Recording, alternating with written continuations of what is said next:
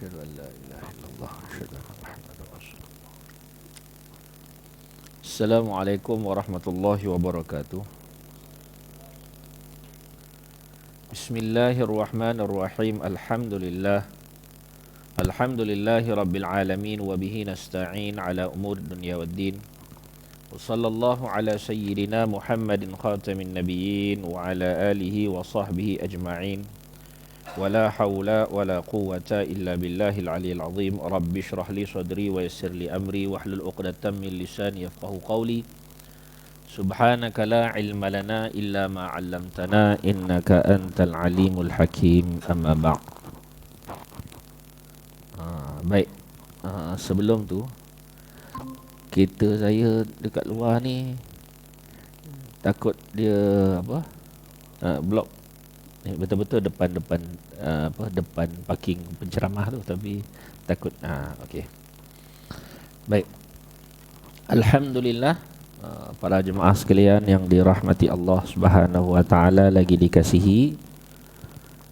Sama-sama kita memanjat syukur ke hadrat Allah Subhanahu wa taala, diberi kita segala kebaikan, disempurnakan kita segala pemberian nikmat di dalam setiap saat hidup kita, di dalam setiap hembusan nafas kita. Itu harus kita sedar, ya. Harus kita sedar bahawa segala-galanya yang datang daripada Allah Ta'ala itu adalah yang terbaik untuk kita, kerana dialah yang lebih mengetahui tentang kita daripada diri kita sendiri. Dan bukan sekadar itu, dia lebih menyayangi kita lebih daripada diri kita sendiri. Kita rasa kita sayang diri kita, tapi sebenarnya Allah Ta'ala lebih sayang kepada kita, lebih daripada perasaan kita rasa kita sayang diri kita. Kadang kita rasa kita tahu tentang diri kita, tapi Allah Ta'ala lebih mengetahui tentang diri kita lebih daripada kita rasa kita tahu tentang diri kita. Begitulah seharusnya kesedaran yang ada kepada kita, sesuai sabda Nabi SAW melalui dengan yang disebut sebagai hadis qudsi. Allah berfirman, ana inda zanni abdi bi. Aku mengikut sangka hambaku. Aku ikut sangka hambaku. Baik. Kita punya muzakarah masuk muka surat 22. Jadi kita ulang sikit fasal tu. Fasal muka surat 22 tadi, dalam syarah hadis Jibril ini, masih dalam rukun yang pertama, iaitu Islam. Faslun, perkara yang wajib atas kita untuk mengetahui pada hak Rasul-Rasul itu ada 9 akidah. 4 sifat yang wajib. 1 benar, Rasul wajib disebut siddiq, ya, benar. Jadi sifat siddiq ni banyak disebut perihalnya dalam Al-Quran. Kalau satu orang dia, kalau kita kata macam Nabi Allah Yusuf, ya, Nabi Allah Yusuf, maka antara kriteria Nabi Allah Yusuf yang dipamerkan dalam Quran ialah keupayaan mentadbir mimpi. Keupayaan mentadbir mimpi, dipanggil takwil mimpi tu, takwil ru'yah, dia punya keupayaan itu. Dan antara syarat utama untuk takwil ru'yah mesti siddiq. Mesti siddiq. Itu Al-Quran menyebut, Yusufu ayyuhas siddiqu aftina fi sab'i baqaratin ila akhiril ayah. Wahai Yusuf, wahai As-Siddiq, beritahu kepada kami tentang mimpi yang dialami oleh raja itu. Siddiq. Jadi jelas sebenarnya Siddiq ini bukan duduk dalam otak, tapi dia duduk dalam hati. Di dunia ni yang menjadi raja kita otak kan, pemikiran gitu. Yang merajai, bukan menjadi raja, merajai. Tahu, kena faham makna tu. Raja hati, tapi akhir-akhir ni yang merajainya ialah akal pemikiran. Sebab tu orang sangat mengagung-agungkan, apalah, tuan-tuan maklum, pemikiran itu yang dinamakan logik itu. Padahal dia sekelumit ya, banding dengan ilmu Allah yang luas. Tutup mata kita, belum cerita mati, tutup mata tidur pun, waktu kita tidur, otak kita tak guna lah. Otak kita tak guna lah. Daripada sabda Nabi SAW, hadis ini diambil oleh para ulama dalam menerangkan hadas yang disebut dengan tidur itu membatalkan wuduk. Lafaz hadis dia ialah al-ainu wika'us sahih. Al-ainu wika'us sahih. Mata itu pengikat lubang dubur. Mata itu pengikat lubang dubur. Maksud dia apa? Maksud dia selama kita berjaga, kita punya keupayaan untuk mengawal diri kita daripada nak terkentut ke, kan, nak kentut ke tak nak kentut ke, kita punya upaya nak kawal. Itu yang disebut bila kita berjaga. Jaga ni apa? Akal. Tapi kalau kita tidur, akal kita khalas. Jangan cakap siapa dia tidur dia boleh berfikir. Tak ada. Lebih daripada itu, ilmu Allah Ta'ala yang lebih lagi. Bahkan disebut dalam surah Rum, dalam juzuk 21, wa min ayatihi manamukum bil-laili wan-nahar. Sebahagian daripada tanda-tanda kebesaran Allah, manamukum, mimpi yang kamu alami di waktu siang ataupun malam, itu bahagian daripada ilmu Allah. Jangan mudah untuk menafikan, kerana tentulah yang menafikan itu yang tidak tahu. Itu diberitahu jelas dalam surah Yusuf, ketika mana raja mengatakan aku bermimpi seperti ini, ada lembu yang kurus, 7 ekor yang kurus, kemudian ada 7 ekor yang gemuk, dan ada tangkai gandum yang tak menjadi, yang kering, dan ada tangkai yang mana 7 tangkai yang mana dia subur. Bila raja bertanya kepada menteri-menteri dia, orang kiri kanan yang ada, disebut in kuntum lirru'ya ta'burun, sekiranya kamu punya keupayaan untuk mentakbir mimpi, silakan takbir mimpi saya. Maka apa orang di kelilingnya bercakap? Qalu adghathu ahlam, itu mainan tidur ya. Orang yang tidak punya ilmu. Maka akhirnya ditanya kepada baginda Yusuf alaihissalatu wassalam. Antara kriteria dia mesti siddiq. Ini bukan saya nak menyampaikan tentang mimpi ke apa, bukan, tetapi nak memberitahu ilmu Allah itu luas. Ilmu Allah itu luas, dan kita meninggal dunia pun nanti tak ada dah. Bukan kita nak guna akal ni.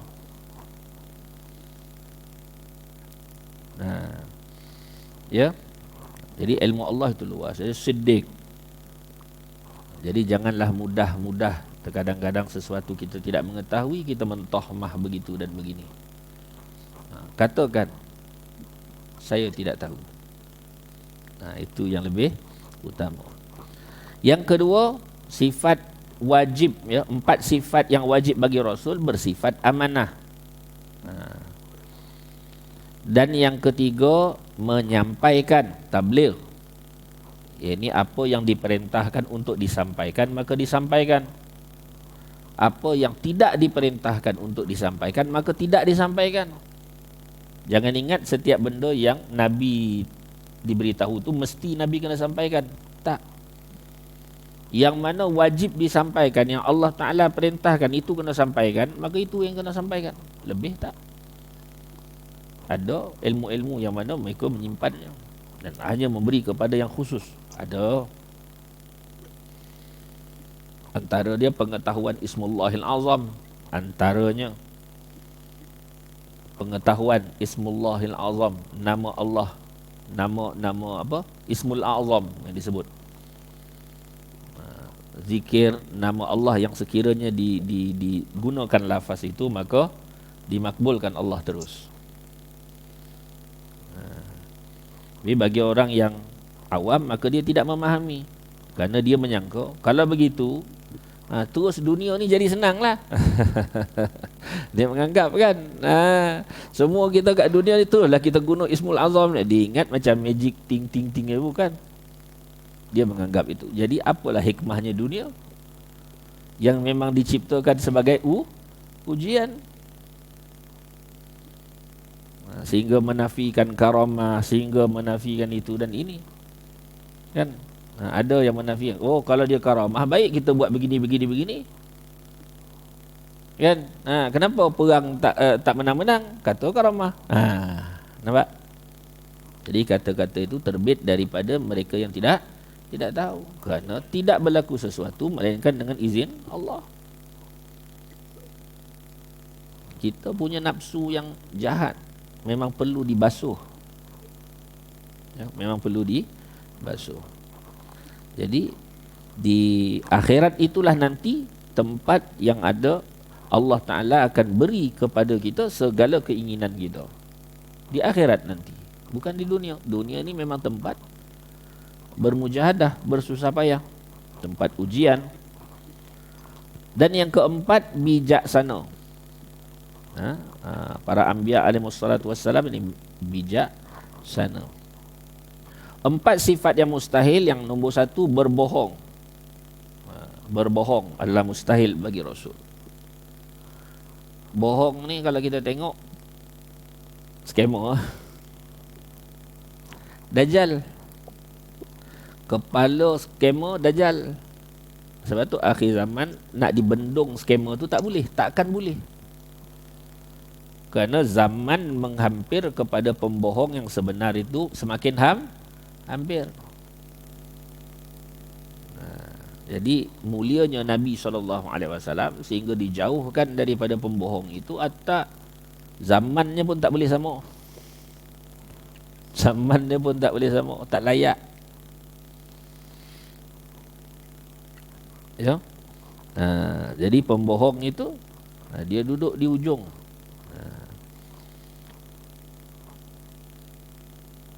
Dan disebut Dajjal antara dia kan, Dajjal.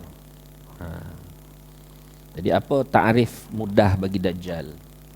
Ta'rif mudah bagi Dajjal, setiap orang yang mengaku Nabi lalu ada pengikut Dajjal. Siapa saja mengaku Nabi selepas baginda Rasulullah SAW dan ada penyokongnya, minad Dajjal, minad Dajjajilah, termasuk sebahagian daripada Dajjal. Dan akhir mengaku Nabi, mengaku macam-macam lah. Mengaku Nabi, mengaku wali, mengaku semua kan? Akhirnya mengaku Tuhan.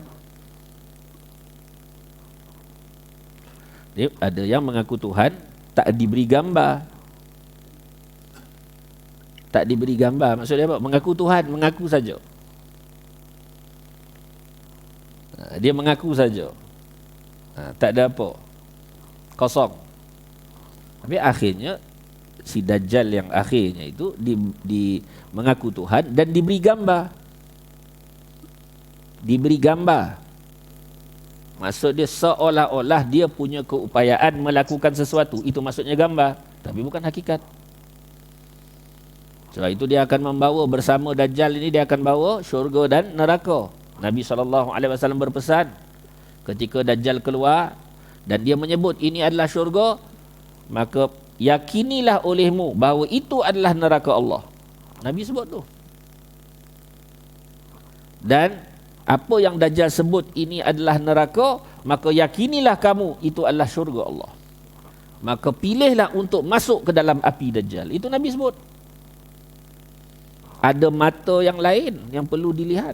Mana tak mungkin kan kalau dengan mata yang zahir, api-api jelah nampak. Syurga-syurga jelah nampak. Jadi dengan apa dia melihat? Untuk dia meyakini sabda Nabi SAW bahawa api itulah sebenarnya syurga Allah. Dan syurga yang dipamerkan Dajjal itulah nerakanya Allah. Ya, maka bersama Dajjal tadi diberikan gambar-gambar.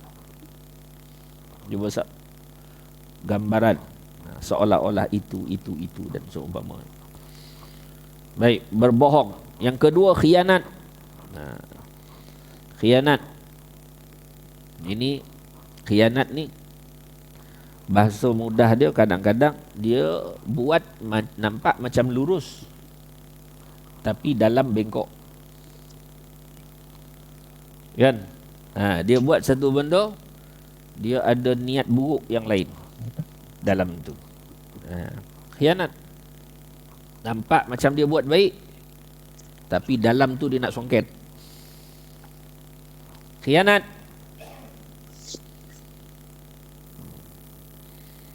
Yang ketiga, menyembunyikan dan tidak menyampaikan. Ini sifat mustahil bagi Rasul. Mana Allah suruh sampaikan, dia tak nak sampaikan. Ini sifat Yahudi. Yahudi telah diberi Allah Ta'ala ilmu yang Allah suruh dia sampaikan, dia tutup. Yahudi. Dan yang keempat, bodoh, dungu. Ini mustahil bagi Rasul. Dan satu sifat yang harus, iaitu sifat-sifat biasa bagi seorang manusia yang tidak membawa kepada kekurangan pada martabat mereka yang tinggi, seperti makan, minum, sakit, dan tidak menjauhkan orang daripadanya, yakni mengaibkan. Mana sakit yang tidak menjauhkan orang, mana sakit yang bukan jelek. Ya. Jadi dengan sifat a'radul basyariyah tadi, sifat a'radul basyariyah mana sifat-sifat kemanusiaan yang diberi kepada rasul-rasul itu, maka mudahlah umat mengikuti. Kerana umat nak mengikut, tentulah dia mempelajari daripada sesuatu yang sama dengan dia, kan? Maka didapati Rasul itu makan, Rasul itu minum, Rasul itu berkeluarga, Rasul itu melakukan apa-apa yang dilakukan oleh manusia biasa. Maka bolehlah manusia biasa tu nak belajar. Sebab tu dikata disuruh mempelajari daripada manusia biasa. Kalau tidak, bagaimana mungkin? Kalau dia nak belajar dari malaikat, contohnya, dia nak belajar, dia sendiri hidup dengan makan dan minum, tapi dia nak belajar dengan orang yang tidak makan dan minum. Macam mana dia nak belajar? Seperti tanggapan seseorang itu, orang lain, orang yang tertentu, yang mana mereka menganggap kalau nak guru, mesti guru maksum. Ya salam. Mana mungkin? Gurulah. Guru itu walaupun dia bukan maksum, tetapi kita disuruh belajar daripada dia. Kenapa? Kerana kita punya dosa, kita punya salah, lalu mudah untuk kita mempelajari bagaimana taubat. Kan nak belajar taubat dari orang yang salah juga. Maka kita disuruh menghormati atas kebaikan yang Allah beri kepada dia, dengan maksud itu saja, kan? Dan mengakui bahawa kelemahan sebagai manusia itu tetap ada. Maka bergurulah. Jangan jadikan kata-kata guru itu tidak maksum sebagai penghalang daripada kita mengaji. Jangan, ya. Itu termasuk daripada tak betul. Baik. Dalam nota kaki nombor 9 tu ada dekat khianat tu. Dalam nota kaki bawah tu ditulis, maka tidak harus atas mereka melakukan maksiat. Tak boleh pada para anbiya ini melakukan maksiat, sama ada kecil atau besar, sebelum menjadi nabi atau selepasnya. Itu kita kena fahami itu elok. Itu yang dinamakan maksum. Mana mereka terpelihara. Maka wajib mentakwilkan, nanti tengok cerita-cerita, maka wajib mentakwilkan cerita-cerita Al-Quran, apa yang menampakkan seolah-olah apa yang berlaku, bahawa berlaku maksiat di kalangan para nabi. Kerana wajib kita beriktikad akan maksum, iaitu terpelihara daripada dosa-dosa bagi mereka. Nampak? Jadi cerita-cerita dalam Al-Quran wajib ditakwil ketika menunjukkan seolah-olah ada kekurangan bagi Rasul. Contoh macam mana? Baginda Adam AS kan makan buah. Makan buah itu. Tapi kan makan buah itu, itulah perjalanan takdir dia. Bahasa mudah. Syariat kita belajar daripada siapa? Para nabi kan? Ke syariat dia datang daripada benda lain? Yang dikatakan dari Allah pun melalui siapa? Melalui para nabi kan? Ke daripada melalui benda lain? Datangnya daripada para nabi. Mana mungkin syariat yang dibawa itu dihukumkan pula kepada nabi itu? Tak.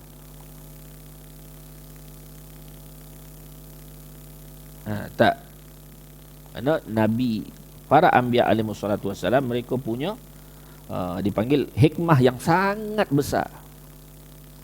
Hikmah yang sangat besar untuk kita belajar. Baik, contoh kalau kita tengok ya, baginda Adam alaihi salatu wassalam ketika makan buah itu. Itulah perjalanan dia untuk turun ke dunia kan? Apa yang kita nak belajar daripada dia? Berbeza dengan satu lagi. Yang diturunkan daripada syurga siapa? Adam AS. Dan satu lagi apa? Iblis. Ialah Adam dan Hawa lah. Satu lagi Iblis.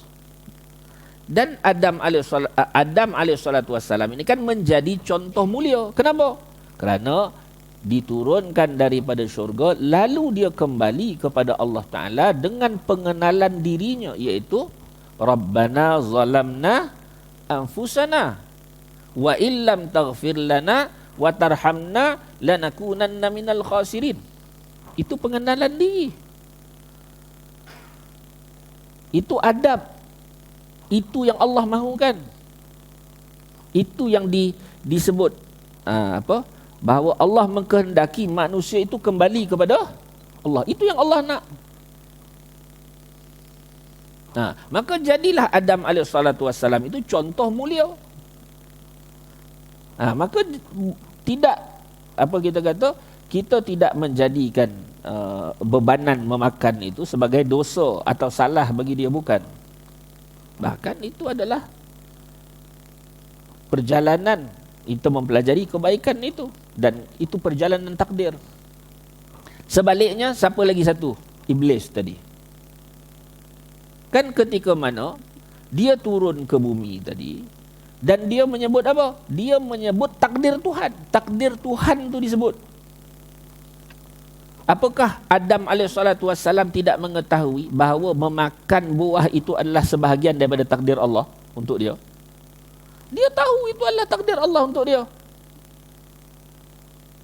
Tetapi dia memilih kerana siapa? Aku hamba, maka Rabbana zalamna anfusana. Maka mulialah dia. Kerana Allah itulah untuk kita manusia mengaku hamba, mengaku salah, mengaku hina, mengaku lemah. Itulah dia kemuliaan dia. Tetapi Iblis ketika dia turun, dia mengaku, ya Allah, engkau yang menyebabkan aku sesat. Disebut itu. Apa kata-katanya? Fabima arwaitani la'aqudanna lahum siratakal mustaqim. Disebabkan engkau wahai Allah telah menjadikan aku sesat, maka aku akan menghalang semua anak-anak Adam. Maka mal'un dia, dilaknati selama-lamanya. Itulah contoh hina. Apa masalah takdir? Bukan masalah takdir, masalah kita. Apakah kita mengakui, kan? Apakah kita menjadi hamba? Salah, kata salah. Itu yang kita nak belajar. Kalau tidak ditunjukkan contoh tu, kita tak dapat belajar.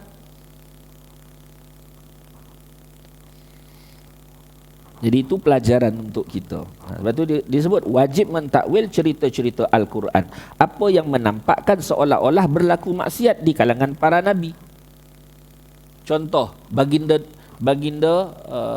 Allahumma shalli Yunus alaihi salatu wassalam. Kan ketika mana keluar daripada negerinya, dia naik kapal, kan, itu diberi pilihan oleh Allah. Dia pergi meninggalkan kampungnya itu dengan naik kapal dan akhirnya masuk ke dalam laut, kan, dimasukkan ke dalam laut kemudian ditelan oleh ikan. Apa pelajaran yang kita nak belajar di situ? Pertamanya itu tentulah Allah memberi pilihan kepada dia. Kalau Allah tak memberi pilihan kepada dia, takkan dilakukannya. Para nabi itu. Maka ketika mana dimasukkan ke dalam laut, kan, dimasukkan ke dalam laut dan ditelan oleh ikan, itu menjadi pelajaran bagi kita, menjadi suatu ilmu bagi kita bahawa para anbiya alaihissalatu wassalam, walau terputus segala yang disebut harap, terputus segala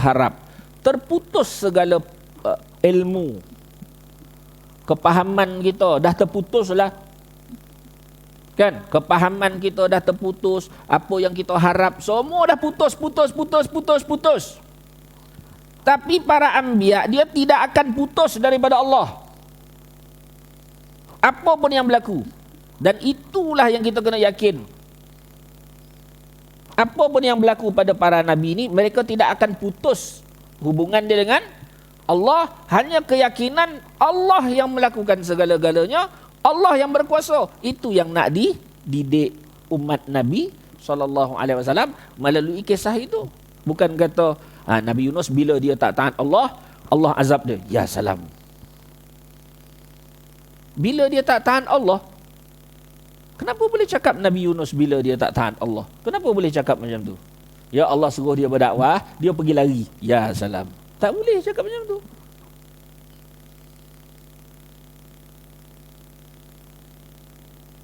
Kerana kalau dia cakap macam tu, mana dia telah menghina para nabi, kan?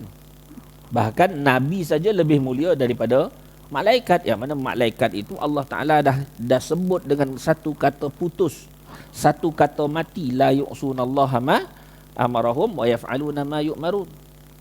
Para malaikat itu tidak akan memaksiati Allah Subhanahu wa Ta'ala, apa yang Allah perintahkan kepada mereka, dan mereka hanya akan melakukan apa yang Allah perintah kepada mereka. Maka para anbiya itu lebih mulia daripada itu.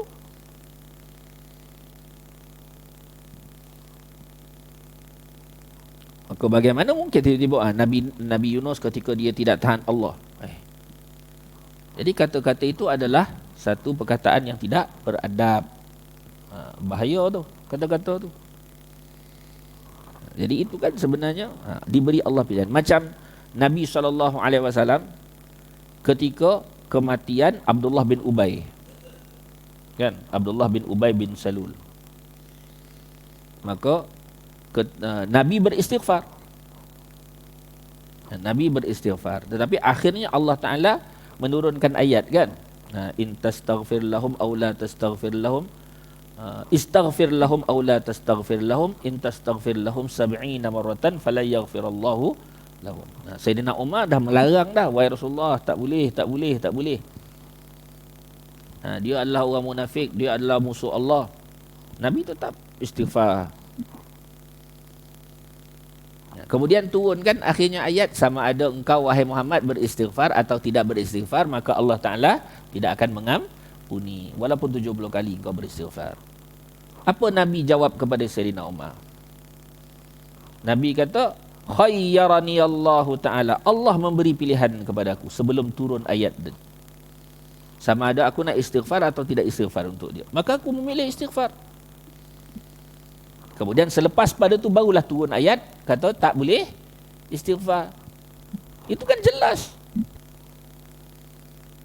bahawa perbuatan Nabi itu, Nabi memberitahukan hikmah tu, itulah kebaikan daripada soalan Sayyidina Umar tu. Kan daripada Sayyidina Umar kata, Rasulullah janganlah istighfar untuk dia, janganlah istighfar, dia ni munafik. Kan banyak hikmah tu sebenarnya. Nak beritahu ada di kalangan umat Nabi pun ada orang yang Allah bagi rohani dia tu betul. Tapi Nabi tetap apa yang Allah beri kepada dia, pilihan, tetap pilihan. Kalau tak diberi pilih, takkan Nabi memilih itu. Itulah dia baginda Yunus alaihissalam tadi. Ya, kita kena jelas benda tu. Maka apa yang berlaku dari sebahagian mereka adalah kerana tersalah dan terlupa. Disebut tersalah segi akal ya. Kan? Segi akal kita tu tersalah atau lupa. Inilah pegangan yang sahih di sisi jumhur ulama yang teliti. Baik.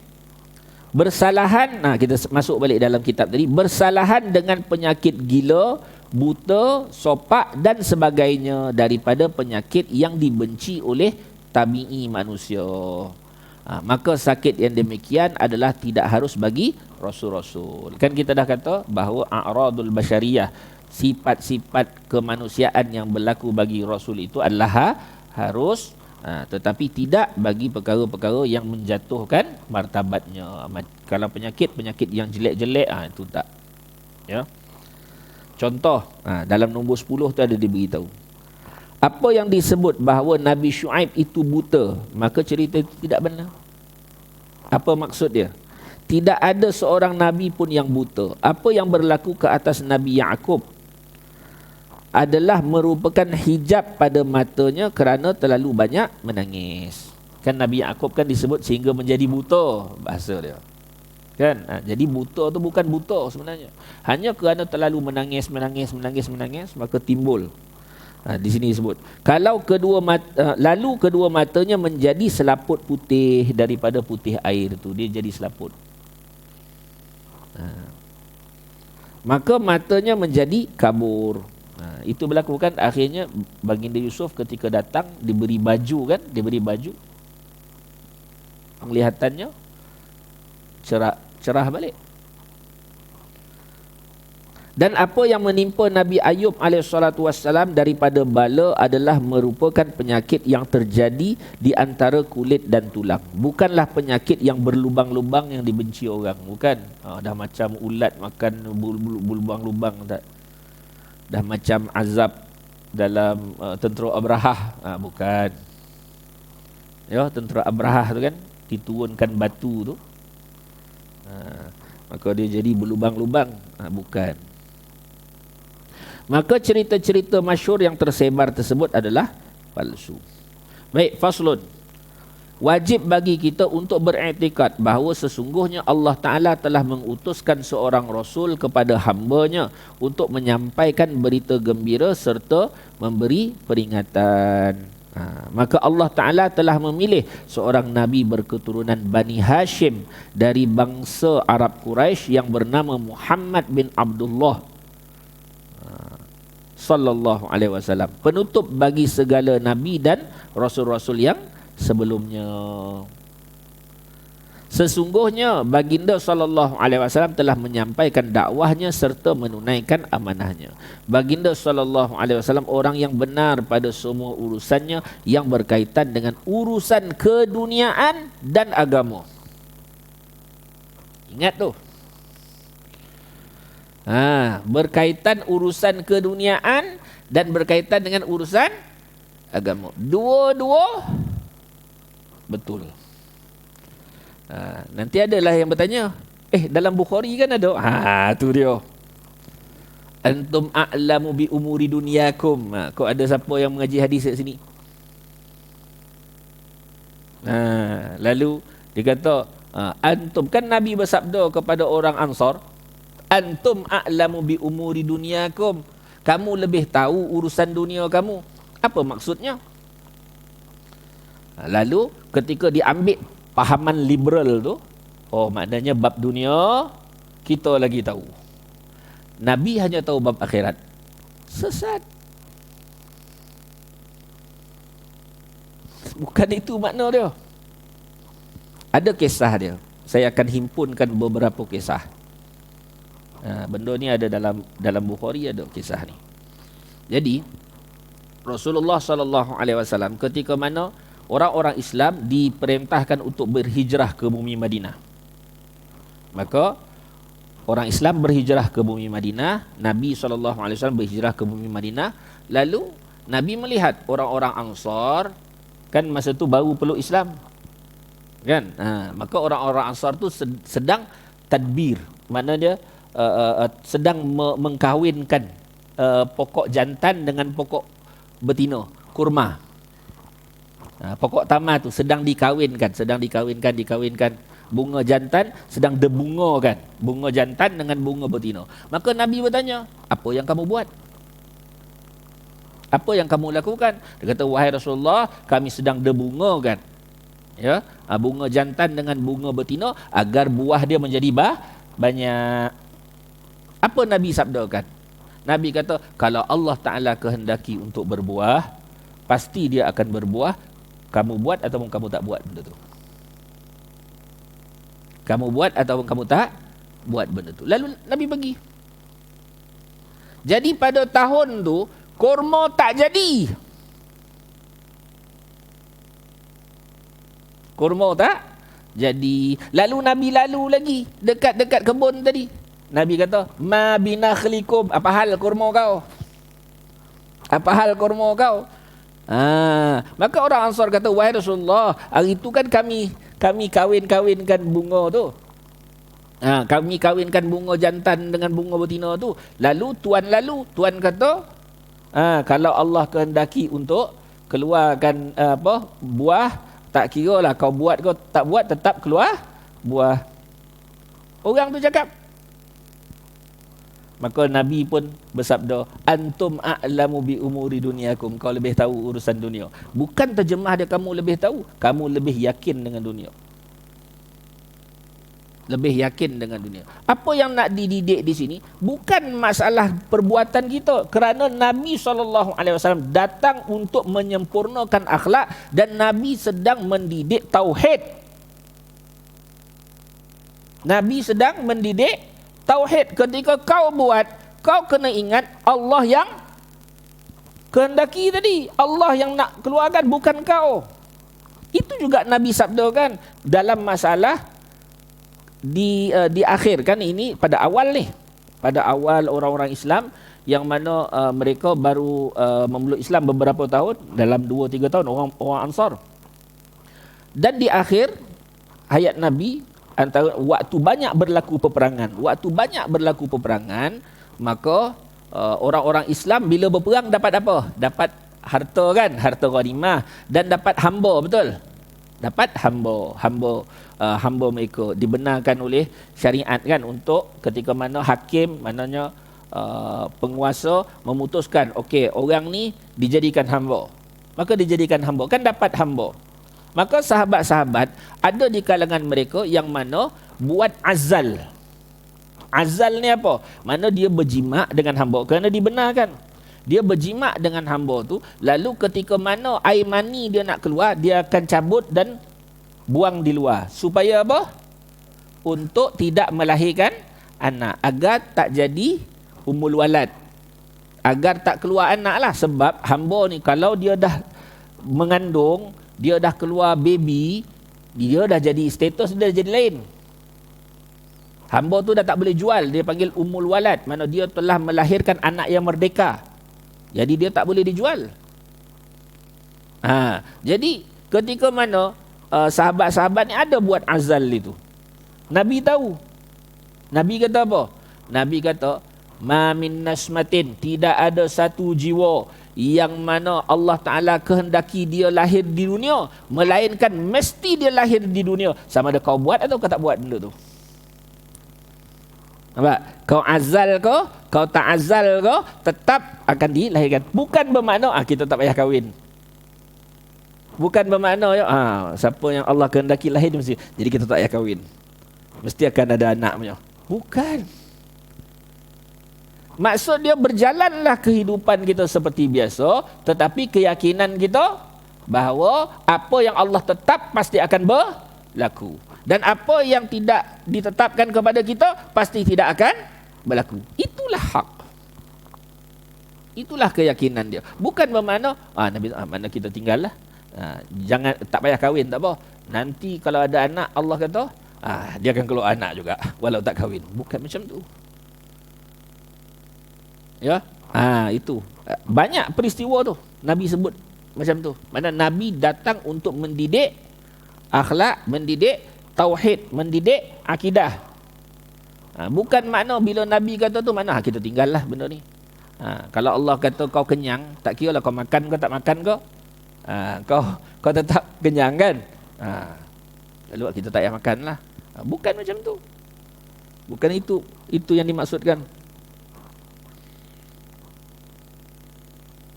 Jadi Nabi mengetahui urusan dunia pun Nabi mengetahui. Baik kalau kita bawa bukti, sangat banyak. Daripada Nabi kecil kan, ketika Nabi mengembala kambing, apa berlaku? Kambing Nabi mati kau atau bertambah? Membiak dengan banyak. Membiak dengan banyak. Jadi subur. Kan? Bila Nabi yang bercucuk tanam, semua jadi subur. Bila Nabi meniaga, semua jadi untung. Mana ada benda keduniaan yang Nabi tak tahu? Kita yang tak tahu. Kita je meniaga rugi. Nabi meniaga mana ada ni? Sehingga Nabi dipinang oleh Sayyidatina Khadijah radhiyallahu anha. Siapa Sayyidatina Khadijah radhiyallahu anha? Satu orang wanita, bangsawan, punya harta, punya kebijaksanaan, punya rupa, punya segalanya.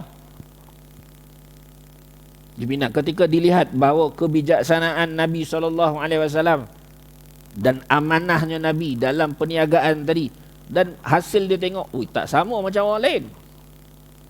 Mana ada Nabi tidak bijak masalah dunia? Nabi lah orang paling bijak masalah dunia. Kita yang tak tahu, ya. Baik. Faslun. Okey, bawah. Sesungguhnya syariat baginda sallallahu alaihi wasallam kekal selamanya dan memansuhkan syariat-syariat para nabi terdahulu. Jadi kedatangan Nabi memansuhkan syariat-syariat yang sebelumnya. Dan baginda sallallahu alaihi wasallam adalah makhluk yang paling terbaik di kalangan orang terdahulu dan terkemudian. Itu kita kena yakini tu. Ketua para rasul dan penghulu anak Adam sekaliannya. Itu yang Nabi selalu sebut, ana sayyidu wuldi Adam wala fakhra. Aku adalah penghulu anak Adam dan tidak ada apa? Tidak ada kita kata kesombongan. Disebut wala fakhra, tidak ada kesombongan tu terpaksa bagi kita. Maksud disebut tu bagi kita. Kalau tak mampu kita sikit-sikit mengaku, sikit-sikit mengaku. Ya tak disuruh mengaku pun mengaku. Saya punya ilmu, saya punya amal soleh, saya punya baik, saya punya ni. Padahal Nabi lah orang paling malu nak mengaku-ngaku tu. Tapi kena, kan dia beritahu syariat tu bila Allah suruh bagi tahu, kena bagi tahu. Mana Nabi bagi tahu, akulah penghulu segala anak Adam dan tidak ada kesombongan. Itu begitu untuk ilmu kita. Kalau tak, kita lah yang sangka buruk kat Nabi. Tu Nabi boleh ngaku. Itu dengan hati yang busuk. Baginda orang yang mula-mula dibangkitkan daripada tanah pada hari kiamat. Orang yang pertama yang memberi syafaat dan diberi syafaat. Orang yang pertama yang akan masuk ke dalam syurga. Dan Allah Ta'ala mengkhususkan kepada baginda sallallahu alaihi wasallam asy-syafa'ah al-uzma, syafa'ah kubra. Syafa'ah al-uzma, mana syafa'ah yang agung. Apa itu syafa'ah al-uzma? Iaitu syafa'ah baginda sallallahu alaihi wasallam untuk memutuskan hukuman dan mempercepatkan hisab bagi seluruh makhluk. Ketika mana hari kiamat dibangkitkan semua manusia, maka disebut Allah Ta'ala murka semurka-murkanya. Allah Ta'ala murka semurka-murkanya. Tidak ada kita kata, maka terhenti, tidak berlaku penghisapan, maka dibiar. Maka Nabi SAW lah yang bersujud dan meminta pada Allah agar dimulakan penghisapan. Antara syafaat yang dikhususkan kepada baginda sallallahu alaihi wasallam, syafaat untuk memasukkan sesuatu kaum ke dalam syurga tanpa hisab. Ini apa kita kata, beruntunglah ya, tanpa hisab. Syafaat untuk meninggikan darjat-darjat di dalam syurga kepada penghuni-penghuninya, dan syafaat untuk meringankan azab daripada sebahagian golongan kafir pada hari kiamat. Ia adalah kedudukan, balik pada kitab, ia adalah kedudukan yang terpuji. Dipanggil maqam mahmud. Jadi sebab itu antara benda yang kita kena amal ialah baca doa selepas azan. Ya, baca doa selepas azan. Kerana Nabi SAW bersabda, barang siapa yang mendoakan Nabi untuk dapat kita kata maqam mahmud ini, maka halat lahu syafaati, untuk dia syafaatku. Kan ada kan doa wa ba'athul maqam al mahmud itu.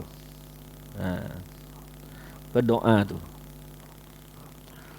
Jadi kita doa tu jangan ingat sebab kita doa lah Nabi. Ini pun penyakit ni. Dia tak faham pun ni. Kan? Nabi suruh doa supaya dia dapat. Bukan. Nabi suruh kita doa supaya kita dapat. Fahami tu. Nabi suruh kita doa supaya kita yang dapat syafaat tu. Jangan ingat sebab kita doa lah Nabi dapat makom tu. Bukan, itu terbalik nama dia. Macam ada orang lah diingat kita selawat pada Nabi, sebab tu Nabi jadi mulia. Ya salam. Ini pemikiran orang bukan Islam. Tak. Dia menyangka bila kau muliakan orang tu mulia. Bukan. Sebab tu orang bukan Islam kata, kenapa Nabi Muhammad mulia? Sebab kau orang muliakan dia. Cuba kau orang semua hina dia. Tu orang bukan Islam kata. Dia punya pemikiran seperti itu. Padahal bukan. Sebaliknya, ketika seseorang berselawat kepada Nabi SAW, artinya dia sedang meminta rahmat Allah yang khusus dengan berkat nama Nabi SAW. Itulah makna dia. Sebab hakikat dia, apakah orang hina boleh memuliakan? Boleh tak? Tak boleh. Contoh, kita tak ada pangkat, kita boleh bagi pangkat pada orang? Tak boleh. Sebab kita tak punya pangkat, kita tak punya kedudukan tu. Tentulah yang boleh memberi kedudukan kepada seseorang yang punya kedudukan. Kan itu hakikat dia. Kita tak punya tiba-tiba kita nak lantik dia. Tak. Kita tak punya apa-apa. Maka ketika yang punya tadi, kedudukan tadi tu, punya keagungan tadi tu, dia melantik seseorang itu, maka punyalah kedudukan orang tu. Itu yang disebut Allah Ta'ala telah memuliakan Nabi SAW. Lalu ketika umat menselawati Nabi SAW, Allah memuliakan umat dengan berkat salawat itu. Itu makna dia. Kan Nabi SAW bersabda, Man salla alayya salatan, sallallahu alaihi ashran. Barang siapa berselawat kepada aku sekali, Allah menselawatinya 10 kali. Siapa yang buat baik ke siapa ni? Kita yang buat baik ke Nabi ke, atau Nabi yang buat baik ke kita? Nabi lah yang buat baik kepada kita, membuka peluang untuk kita dapat rahmat daripada Allah Ta'ala, yang mana tanpa kita selawat pun Nabi dah siap-siap rahmatnya dengan Allah. Innallaha wa malaikatahu yusalluna 'alan nabi. Selesai.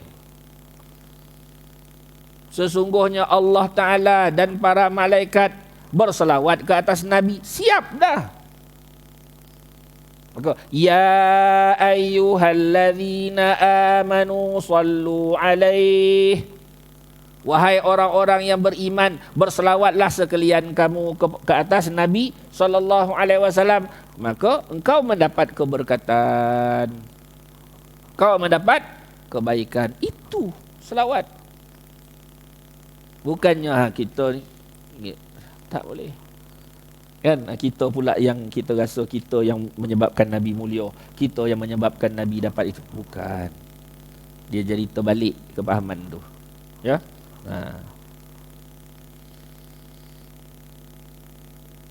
Ia adalah kedudukan yang sangat terpuji dan dikhususkan baginda sallallahu alaihi wasallam dengan Al-Kautsar, iaitu satu sungai di dalam syurga. Dikhususkan dengan Al-Wasilah, iaitu darjat kedudukan yang paling tinggi di dalam syurga, dan sebagainya daripada perkara-perkara yang dikhususkan. Sabda Rasulullah sallallahu alaihi wasallam, fuddiltu 'alal anbiya'i bisittin.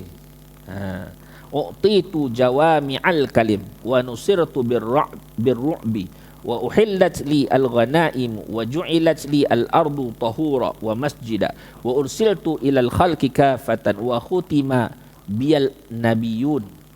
Maksudnya, aku dikurniakan dengan kelebihan daripada nabi-nabi sebelumku dengan 6 perkara. Diberi kelebihan dengan 6. Pertama, aku dikurniakan jawami'ul kalim. Ini perkataan yang sedikit tetapi maknanya mendalam dan mencakupi semua aspek. Jawami'ul kalim, makna kalimah dia pendek tapi makna dia rata. Makna dia mencakupi kehidupan dunia akhirat. Itu diberi kepada Nabi. Aku diberi bantuan di dalam peperangan dengan ketakutan pada diri pihak musuh. Jadi bila Nabi pergi berperang, maka Allah akan turunkan ketakutan kepada musuh. Kan ada di kalangan umat Nabi ni, ada orang yang mana Allah beri kepada dia, syaitan pun takut pada dia. Antara dia Sayyidina Umar. Syaitan tu musuh. Syaitan tu musuh kan? Musuh manusia kan? Jadi diberi kelebihan itu kepada umat Nabi SAW. Ada. Dan pada dihalalkan bagiku harta perang. Mana? Harta ghanimah. Jadi sebelum Nabi SAW, harta ghanimah tidak dihalalkan. Harta ghanimah bila mana-mana Nabi berperang, harta tu mesti dikumpulkan dan akhirnya akan turun api bakar harta tadi habis. Tapi umat Nabi SAW diberi keutamaan harta ghanimah itu Allah benarkan. Allah benarkan dapat kepada umat Nabi SAW. Bumi dijadikan bagiku suci dan boleh menjadi tempat sujud. Sebab tu kita ada satu kelebihan lagi, bukan suci dengan air saja, tetapi boleh juga suci dengan tanah. Dan banyak bahagian tanah ni, ada banyak permasalahan dengan tanah.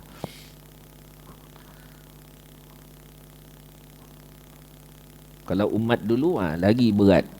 Ada yang dengan air pun tak boleh suci. Ada kalau umat dulu. Aku diutuskan untuk sekalian makhluk dan aku adalah penyudah bagi para nabi yang terdahulu. Mana hadis ini diriwayatkan oleh Imam Muslim dan Imam Tirmizi daripada Sayyidina Abu Hurairah radhiyallahu taala anhu. Wallahu alam. Jadi kita masuk nanti bab yang baru tentang nasab Nabi SAW. Jadi ada apa-apa nak tanya kau? Yang boleh jawab kita jawablah, yang tak boleh wallahu alam je lah. Ada? Tak ada? Ya sila.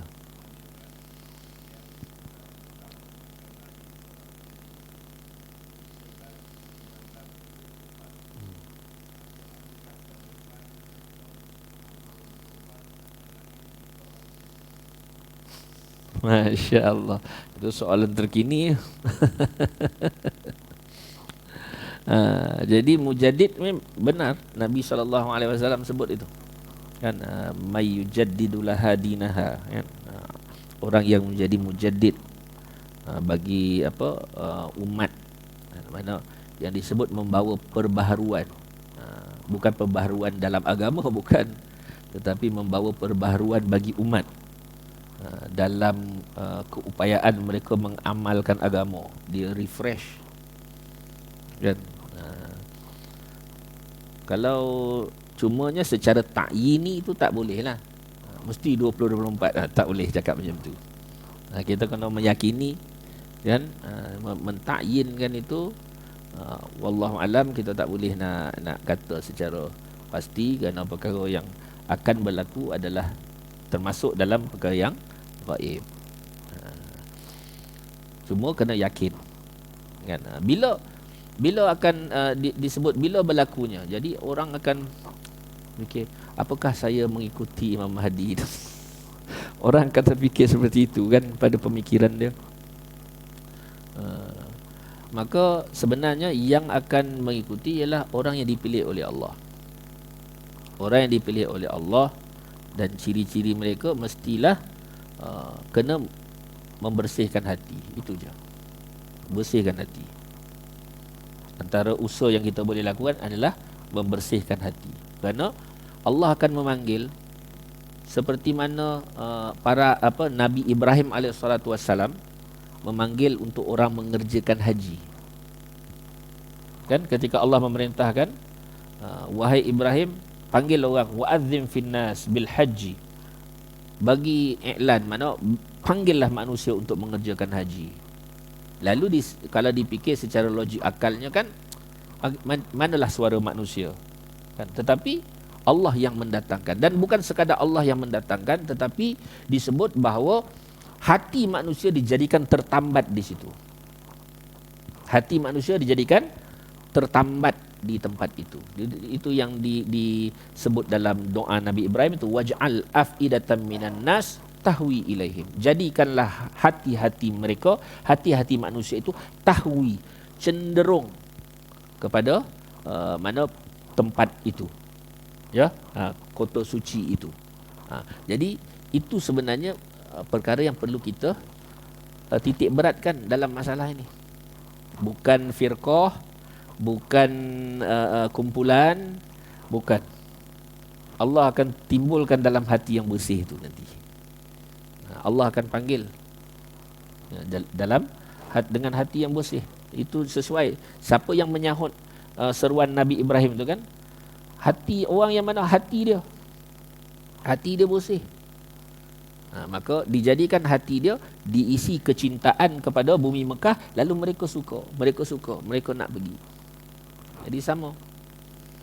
Sebab itu disebut bahawa Imam Mahdi itu bahawa dia adalah juru akhlak.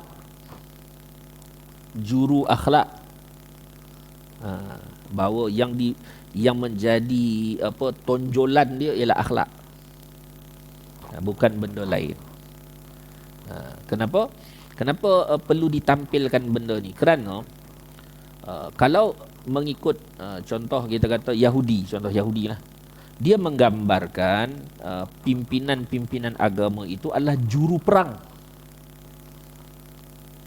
maknanya general.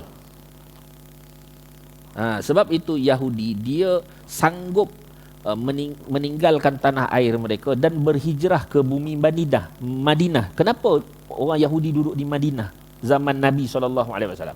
Dia dah berketurunan duduk di situ dengan satu slogan.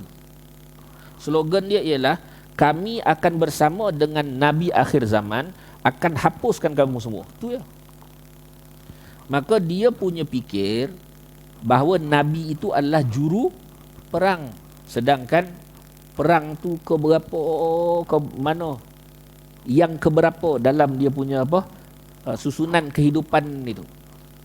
Yang ditampilkan oleh Nabi ialah akhlak. Sebab itu yang ketika mana Nabi SAW muncul di bumi Mekah, yang terima siapa? Orang Ansar kan? Orang Ansar ni siapa? Orang yang ditakut-takutkan oleh Yahudi. Yahudi ni duduk dengan orang Ansar. Dekat masa tu belum lagi Ansar, nama dia Aus dan Khazraj. Yahudi ni duduk dengan mereka dan Yahudi ni dah gembar-gembor dah. Cerita nanti akan muncul Nabi akhir zaman.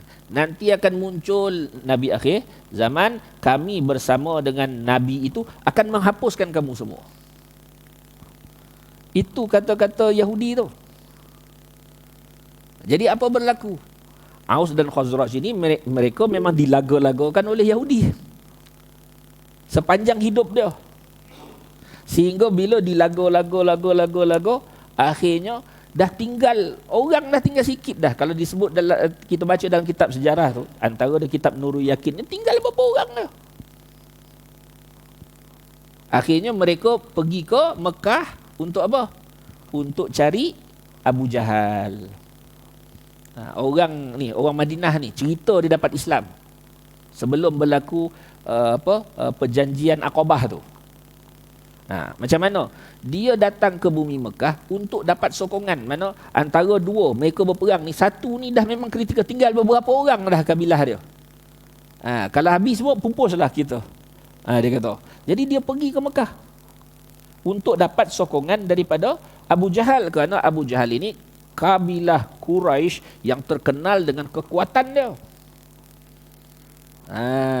Tetapi apa berlaku pada mereka ketika mereka berada di bumi Mekah? Masa tu musim haji, Nabi SAW berdakwah, dakwah. Satu kemah. Jadi bila disampaikan dakwah kepada orang Madinah ni kata, cantik betul apa yang disampaikan oleh orang ini. Lalu dia teringat kata-kata Yahudi tu. Dia kata, nanti kami bersama dengan Nabi akhir zaman akan bunuh kamu semua. Dia kata, barangkali ini Nabi yang disebut oleh Yahudi tu. Lebih baik kita beriman dulu.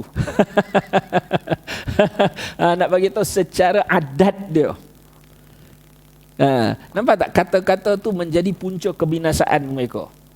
Kata-kata Yahudi tadi tu menjadi punca kebinasaan mereka.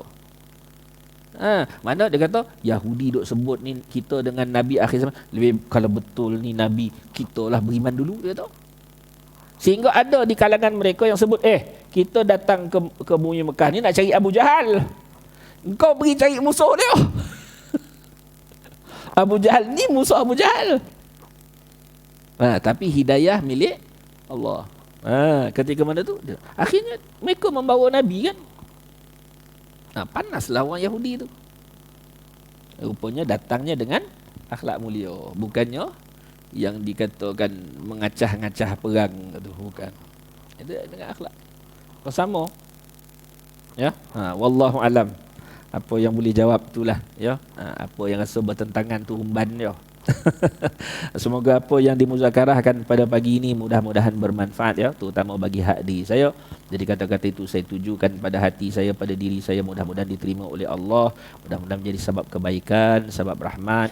Dan kita semua yang hadir pada pagi ini, mudah-mudahan apa yang baik yang kita dengar kita dimudahkan untuk beramal, kita doalah kepada Allah jadi sebahagian daripada hidup kita, dan apa yang buruk yang tak baik itu kita minta kepada Allah akan dijauhkan daripada kehidupan kita. Wallahu a'lam. Bismillahirrahmanirrahim. Alhamdulillahirabbil alamin.